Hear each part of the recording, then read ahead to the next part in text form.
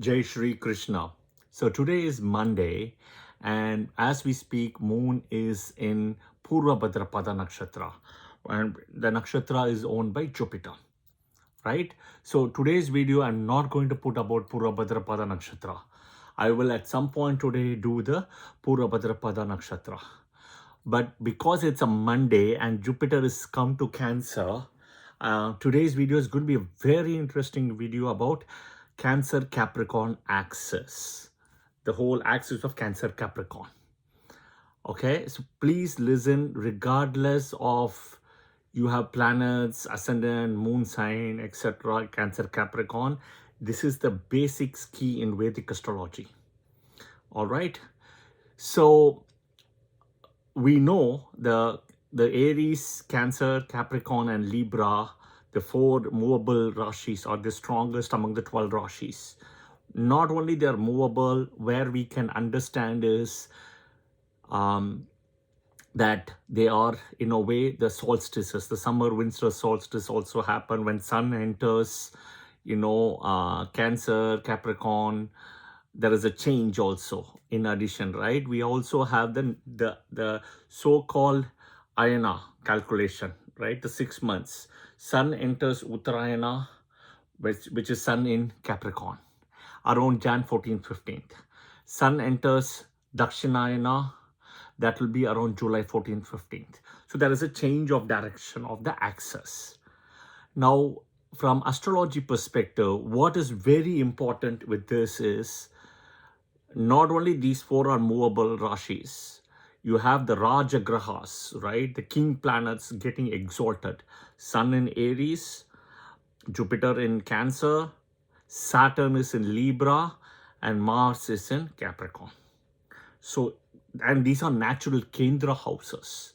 Kendra is always associated with Vishnu sthanas. And Trikonas are associated with Lakshmi sthanas, the 5 and 9s. Okay, so they are associated with money. Kendras with Vishnu and happiness and satisfaction. And Lakshmi sthana is 5 and 9 along with 1, which is associated with Lakshmi and money, material gains. You need both. It's really a balance. But coming back, this Cancer Capricorn axis is very unique and it's very powerful, potent, but also karmic. So think about Aries Rashi is like a 100% fire sign.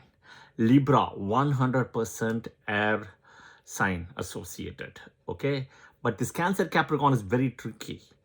If you know the basics of Vedic astrology, you may fall into the trap to understand Cancer is 100% water and Capricorn is 100% earth, but it's not. Cancer is 80% water, 20% land. And Capricorn is 80% land and 20% water. So this 80-20 mix comes here. Okay, this is an approximate number in a way.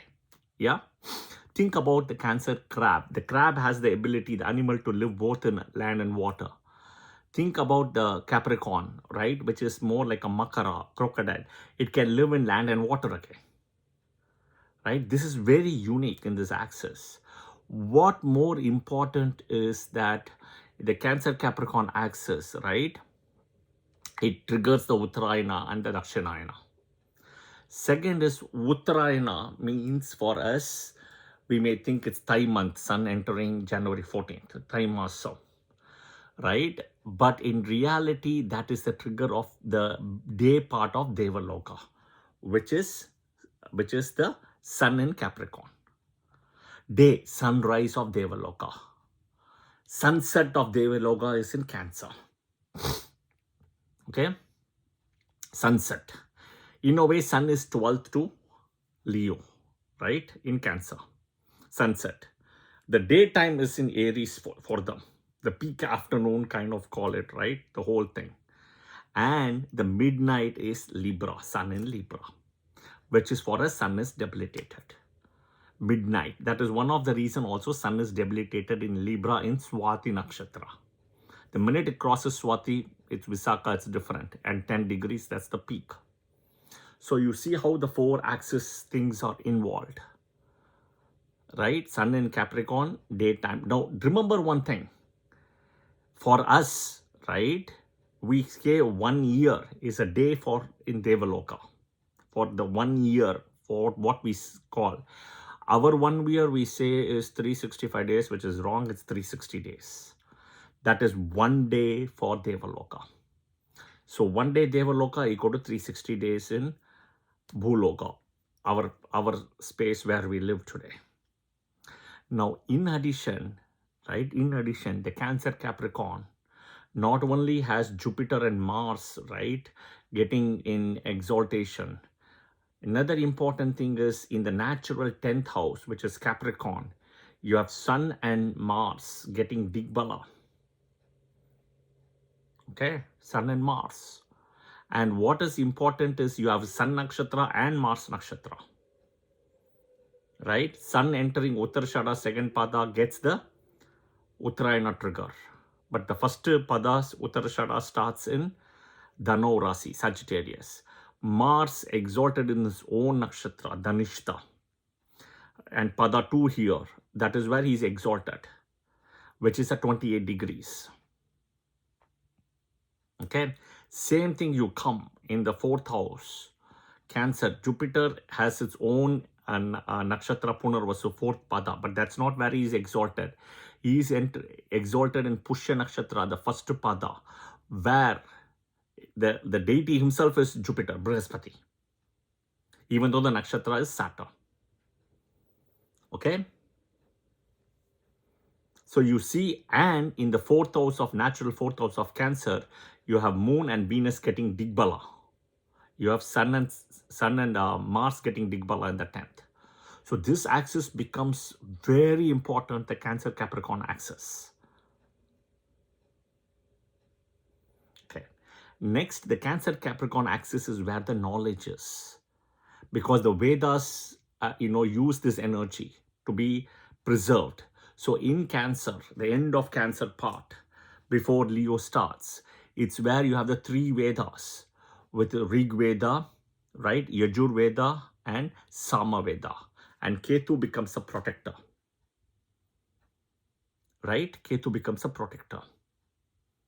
And in Capricorn, Makara, you have, right, Atharva Veda, where Rahu becomes the protector. Right?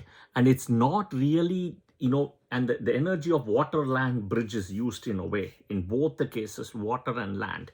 It is not like 100% water, 100% land. It's the water-land mix. Right? Think about it. This is the most important axis is Cancer Capricorn. The 4th and the 10th. Now, I also keep saying, in the Navamsha chart, you don't want to have any planet in D9, in Capricorn, Makara. If you have a planet in D9, Makara, whatever be the house, doesn't matter, whatever be, you will have pending karma in your next birth you're going to take. If you have Sun, father karma, Moon, mother karma, right? Saturn, servant's karma, individual karma. Jupiter, Guru karma. This is in D9, Navamsha. Venus, spouse karma. Mercury, education, uncle karma. Mars, siblings karma.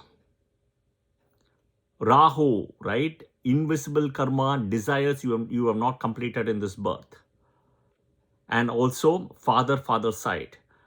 Ketu, in a way, is mother side, again invisible karma.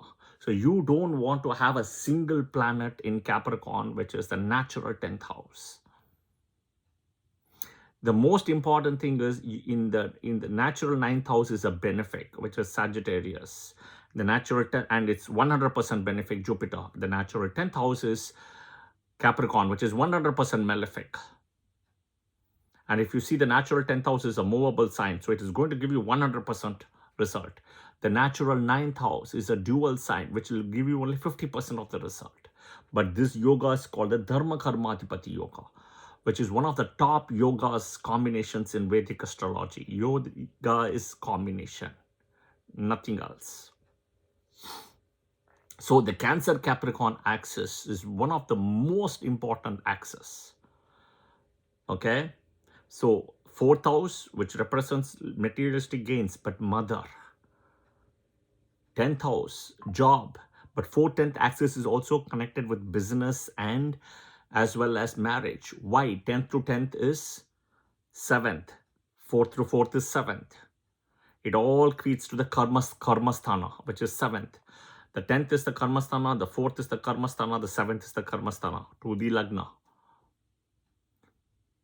Okay, so do remember this, that the Cancer Capricorn axis is a very important and a unique axis. Depending on what is your lagna, what does Cancer Capricorn mean, will mean very different. But Cancer Capricorn axis itself is very important from a karmic perspective. Today is Monday, which is associated with Moon, and Moon is associated with Cancer, and you got Jupiter in Cancer, and you got Saturn in Pisces in Revati Nakshatra, right? So I had to put this video for people to understand between my calls, work calls, right? It's like a 10-12 minute video, but it's like a quick intro, a quick information, right? And I keep saying this for so many years all along. All right. Okay, I'll see you guys soon in another video, but definitely I'll publish for Moon in Purva Bhadrapada Nakshatra part 2. All right. Until then, Jai Shri Krishna, Om Chandraya Namaha, Om Somaya Namaha, Om Atriye Namaha.